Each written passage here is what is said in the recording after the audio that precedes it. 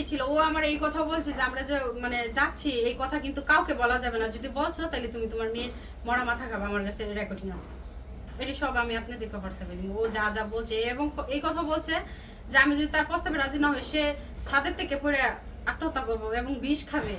আবার ও নিজের মুখে বলছে তুমি তো আমার কাছে আসতে চাইছো না, আমি তো তোমার রাখার জন্য অনেক জোর জবরদস্তি করছি। এই রেকর্ডিংও আছে আমার কাছে, আমি এটি সবটি দেবো আপনাদের।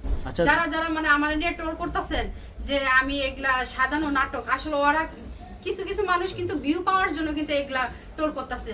মানে প্রিয়া খানের সাথে যে বিষয়টা হয়েছে, আচ্ছা আমার ভিতরে তো কোনো মানে ভয় নাই, তাহলে তো আমি প্রতারণা ইতে করি না। যদি করতাম তাহলে তো আমি এইভাবে মিডিয়ার সামনে আসতে পারতাম না প্রকাশ্যে। তো আমি যদি তাকে জোর করে যদি কোনো কিছু করে থাকি তাহলে সে কথা বলো, মিডিয়াতে মুখ খুলুক, সে আমার বিরুদ্ধে মুখ খুলুক, আমি তাকে জোর করে কোনো কিছু করছি কিনা সে মুখ খুলুক। সে এইভাবে আত্মগোপন করে রয়েছে কেন? করবো না, আমার কণ্ঠ পাইছে না, আরো বন্ধ করবো। কণ্ঠকে ভালোবাসে না, তাকে যদি যে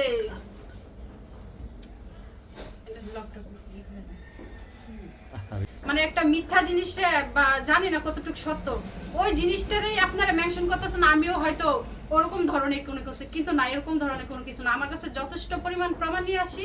আর আমার মিডিয়াতে আসার একটাই উদ্দেশ্য, আমি ওরা প্রচুর ভালোবাসি, সে আমাকে বিয়ে করো, আমি দিন শেষে একটা সংসার করতে চাই, আমি সাংসারিক মেয়ে হতে। আমাকে শিখাই দেবো কেন?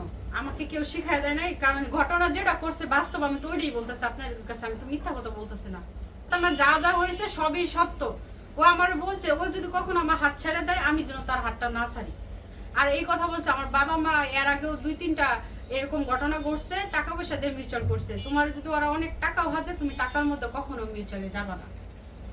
তা আমি টাকার মধ্যে কখনোই যাবো না। আমি চাই সে আমাকে বিয়ে করুক, সে আমাকে আল্লাহ সামাজিক ভাবে 8-10টা মেয়ে যেভাবে বিয়ে করে ওইভাবে করুক। সে যদি আমার 1 টাকা কাবিন দিয়েও যদি বিয়ে করে আমাকে বিয়ে করুক। আমি মূলত এই সংসার করতে চাইতেছি।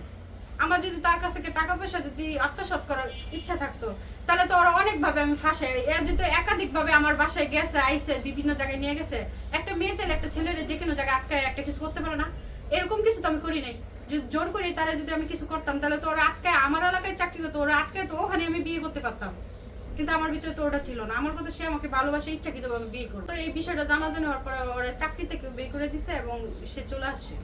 আর কিস্তি এখনো পরিশোধ হয় নাই, আর 2টা কিস্তি পাবে। এটা আমি কিস্তি এখন ম্যানেজারের কাছেই না না না না আর কোনো অফিসার যায়ও না, বা আমিও কারো কাছে কিস্তি দিই না। যেহেতু আমি যার কাছ থেকে মসুরের কাছ থেকে লোন উঠাইছি, তো মসুরে কিন্তু সিগনেচার থাকতো বইয়ের মধ্যে।